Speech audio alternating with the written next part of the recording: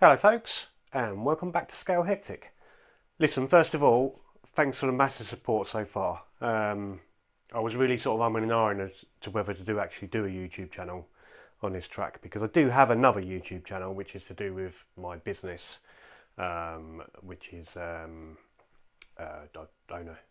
MX5 restoration business. And we have a YouTube channel with that, and it can be really disillusioning because you put a lot of effort into it and you don't necessarily see the returns you'd like to see. So I was really sort of in two minds whether to do this as a YouTube channel or not, because it does really change how you deal with it. It's sort of, whereas, you know, you might think, oh, I've got a couple of hours free, I'll go out and tinker with a track. But then you sort of think, well, I need to record that, so now I need to do this and I need to do that, and now I can't be bothered. So it's sort of it does really change it. So thanks for the support, it's been really good. There's some names that have subscribed that I've been watching their channels, so I'm really pleased with that. So yeah, cheers for that. Anyway, time for an update. So quite a lot has happened since the last video. In the last video we were looking at creating our own sort of borders, which is nearly done now,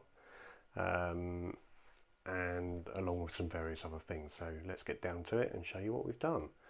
So let's flip you around. So the last one we were looking, or I just really started this area here, hadn't I? So it sort of, I literally showed you how, sorry about the mess, it is a work in progress. So I'll show you how I cut the inside edge of that one. And I had at that point, I'd kept it sort of straight along there, hadn't I? But changed my mind on that. I'll be changing my mind a lot as I go along. So yeah, I've cut that back, and I'll be pinning to the edge the barrier. I've got some barrier somewhere else which I'll show you. So we've got an area inside there done.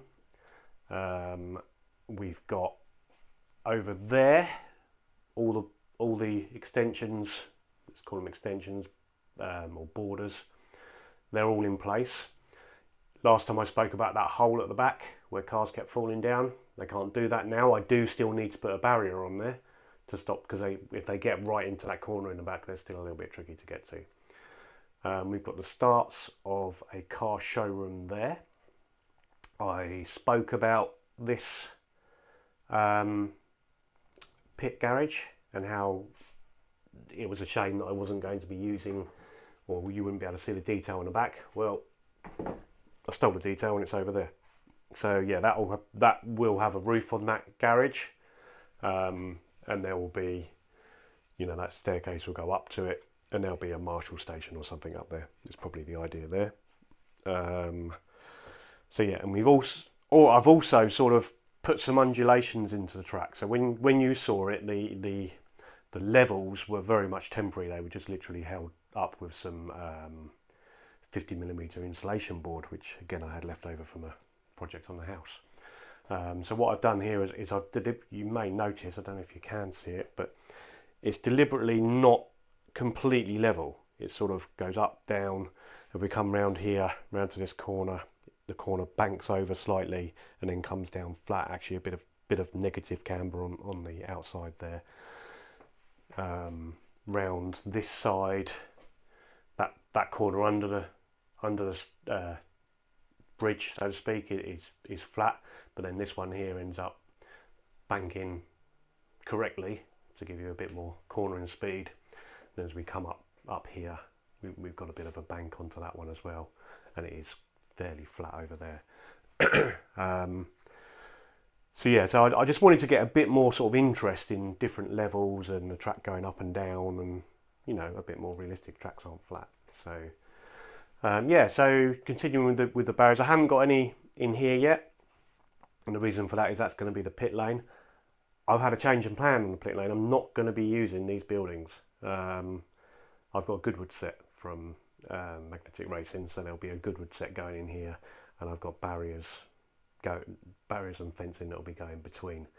I don't yet know if I have enough depth between, or distance between here and this lane, because I spoke before about sink in the garages underneath. I don't really want to do that, and I can't do that with the Goodwood one because it won't look right. So I may switch this pit lane track to Scalextric's track because it's a bit narrower, which we spoke about originally. So that may give me a bit more room if I need to do that. And I haven't worked out the transition yet. I should probably make an MDF piece with some grooves in it or something. And I may work out a way of making it so cars can drive out the pits onto these first sort of 2 lanes, just for a bit of fun. And I did my first bit of rock work. Now I'll show you how I did that if people are interested. But I actually made it out of the 50mm insulation board. I just thought I'd give it a go because I had a load of it. So I basically sort of cut that to size, pushed it in, glued it all in sections, sort of faceted round, and then I carved it, painted it, put some of this sort of stuff to mimic foliage on it. First time I've ever done anything like that, and excuse the mess underneath, but I'm pretty pleased with that. I think it's come out all right. You guys in the comments can let me know. And above it, obviously, we've got the barrier that I spoke about, which has been that softwood, that ribbed softwood that I've painted in an aluminium silver, and it's come out okay. I think it looks all right. So if people are interested in how I actually painted that and carved it and what have you, then let me know. I'll do a video on it. I'll show you how I did it. There's going to be a cave there with probably dioramas inside that will change from time to time. So that's something else I can do a video on. But yeah, really pleased with how these barriers are working. I've got to pack some of the track up. You know, you do get some differences in depth. There's like a sort of bit of an edge there. So when I come to pinning the track down properly, I'll just use some packers underneath the track to just get it as level as possible, or at least so that the track is slightly proud of the barriers, so that of the borders, sorry, so that the board, you know, it doesn't catch on the tyre. So as that goes around there, you see it can sort of catch on the tyre and give it a bit of support actually, which is, and then as it comes around there, it can swing out. So I will, once we get to the point of pinning everything down, I will pack everything and make sure that isn't an issue. Spoke about what colour I was going to do these in. I have gone for the grey obviously, and you can already see, I hope you can see it on the camera anyway, how I'm starting to get some rubber marking on the edges there, more noticeable over this side, which is exactly what I wanted. And I'm torn with the idea of painting the track, you know. Perhaps people in the comments can let me know if they've done that and how successful it was. I got some fake grass down. That is just the roll out sheet stuff, which will do for the time being. I haven't quite worked out what I'm going to do in the middle and over there yet, so that'll just do for now until I decide what I'm doing. Another thing that I do need to deal with, you can probably see there on the camera that the bridge area over the track is sagging quite a lot. I kind of expected that would happen. Obviously I can't put any supports in there, but I have got an idea for that, which is quite simple, and I'll show that in another video. So yeah, just thought I'd give you an update as to where we are with it. As I say, thanks for the support, it's been really good, and support continues. I'll continue to make videos. I've got videos planned which are, at the moment, I don't notice it with Scalextric's cars, but I do notice it with cars such as this. This is a converted Scalextric's Audi Quattro, which has got an old school adjustable slotted body under it, and that motor, can't remember what that motor is. I built this probably about 15 years ago. But that's quite a power hungry motor, that is. And what I'm finding is when I get down this straight, there's a definite drop in power, and it feels quite sluggish down that straight. Starts to pick up down this one, and then where the power's coming in, flies down that straight, and starts to drop off again. So I need to link basically from here to there. I know a lot of you know how to do that, but there are people out there that won't, so I will do a video on how to do that as well.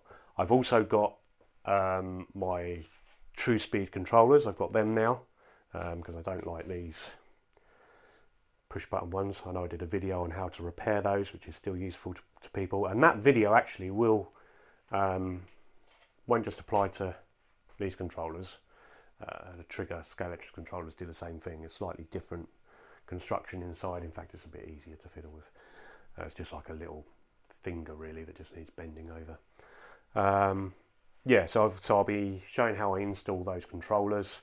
They're going to be installed across this when I get this all tidied up and decide how much of this MDF I'm keeping. They will be, 3 of them will be installed across here, and 1 will be installed on this corner. Hopefully given enough room for 4 people to stand in here. It is a bit tight, I must admit. Didn't really think about that too much, but hopefully it'll be all right. Yeah, and the next thing after that will be timing. So if anyone's got any advice on timing software, I've seen like the smart stuff we're using a smartphone. I'm not sure about that. I do prefer the idea of a proper monitor, which will probably go in the back corner over there, and I want to be able to see sort of real time, best lap times, average lap time, last lap time, all that sort of stuff. I want to see it clearly on a screen so everyone can see it. And I also want something that can do excuse me, recovering from a bit of a cold at the moment. I also want something that can do round robin, so that if I have a gathering of people here, if I find that many friends that want to play Scalextrics, then I want it to be able to, you know, if you've got say 8 people, to work out so everyone goes on every lane and we can have a bit of a championship and things like that. So I want the round robin, and I want a visual screen that everyone can see. So Smart Race was one I was thinking of. TrackMate I think is another one. But yeah, if anyone else can offer any advice on that, I'll be very willing to listen. Okay, I think that is it for this video. I can't think of anything else to speak about. Any questions? Feel free to fire away. Any comments or advice that anyone's got, down in the comments. I'll always reply. It might take me a few days, but I will always reply. But yeah, just get out there, enjoy racing, and keep watching. Thanks guys, bye bye. I forgot to mention something else. I've upgraded all the lighting. You probably noticed that. But yeah, so I've changed all that horrible strip lighting that was in here and put some more horrible strip lighting, but it's LED strip lighting. It's not really a lot else I can do on this ceiling, to be honest. So yeah, it does a job and works a lot better. So it's a lot brighter in here now, and hopefully that's better for the videos. Okay, I'm going now. Bye.